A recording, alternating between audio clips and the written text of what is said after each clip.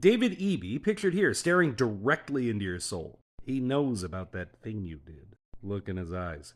He knows. Anyway, it appears as though he is going to be the new premier of British Columbia. This after the provincial NDP executive voted to disqualify his opponent, Anjali Appadurai. We don't have any photos of the meeting, but it probably looked like this. And the reasoning for Appadurai's elimination is incredibly thin. Basically, the NDP is accusing her of just signing up too many people and claim that she used third parties for her membership drives. As a result, they have disqualified her from the election, meaning that David Eby is going to be acclaimed. And this whole thing is real fishy. The BC NDP executive voted to support the chief electoral officer's recommendation to disqualify Appadurai. One thing to consider here. That chief electoral officer, that's Elizabeth Cull. So she was part of the NDP government in the 90s. Then she left for the world of consulting. And one of the organizations that she consults for, Hill and Knowlton Strategies, is very proud of its work in the energy sector. Arguably the best energy PR consulting team in Europe.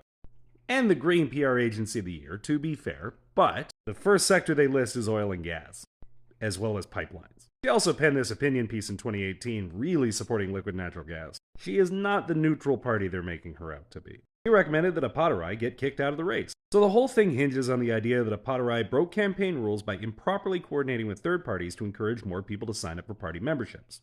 Basically, she signed up too many people, and the provincial executive decided to put their finger on the scale. Of course, worth noting, during this process, Appadurai did give a written response, which she claims that the executive did not consider. She was also not given a chance to speak for herself during the proceedings, and she claims that her campaign has been treated unjustly since the start. So this whole thing hinges on something called Dogwood BC, an environmental group focused on getting voters more involved in politics. And Dogwood used emails, paid advertisements, and phone banks to recruit supporters to the NDP. Appadurai insists that this was not at her request, and Dogwood denies that it broke any rules, since third-party groups like unions, businesses, faith groups, and NGOs are allowed to encourage supporters to join a political party. Like this letter from the steelworker, encouraging people to sign up and vote for David Eby. That's totally different somehow.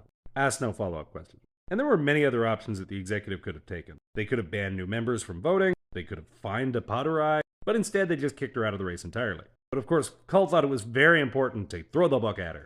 Now, it's unclear exactly how many new members of Appadurai signed up, but the number may have been as high as 14,000. For signing up 14,000 new members to the party, Appadurai got kicked out of the race, the maximum punishment available. Which raises so many questions. Like, how did the party determine that the new members were somehow fraudulent, or that their memberships were somehow invalid? Overall, this whole situation is incredibly problematic, and I definitely don't think Appadurai has finished fighting this. But it really feels like the main reason why the BC NDP wanted to get Appadurai out of the way is because they were worried she might win.